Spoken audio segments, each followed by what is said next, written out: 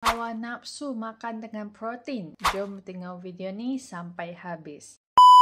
Sebelum tu, save video ni. Hai, saya Ning. Saya dah turun 15 kg 2 kali. Sebelum kahwin dan selepas bersalin. Ini testimoni saya. Kalau selalu rasa lapar, cepat letih atau craving benda manis, mungkin sebab tak cukup protein dalam makanan. Protein boleh bantu bagi rasa kenyang lebih lama. Kurangkan craving makanan tak sihat. Yang ketiga, lindungi otot masa kita kurangkan berat. Contoh sumber protein sihat, telur rebus, dada ayam, ikan bakar, tofu, tempe, Greek yogurt tanpa gula. Pastikan setiap kali makan ada protein walaupun sedikit. Lepas ni jangan skip protein tau. So Ning mencari 10 wanita yang Ning nak guide secara rapat. Cara permainan sihat, boleh ubah gaya hidup yang lebih sihat, boleh makan 5 kali sehari tanpa siksa bersenam, boleh turun 3 hingga 7 kg dalam sebulan. Kalau nak boleh komen, saya nak dan klik link di bio saya.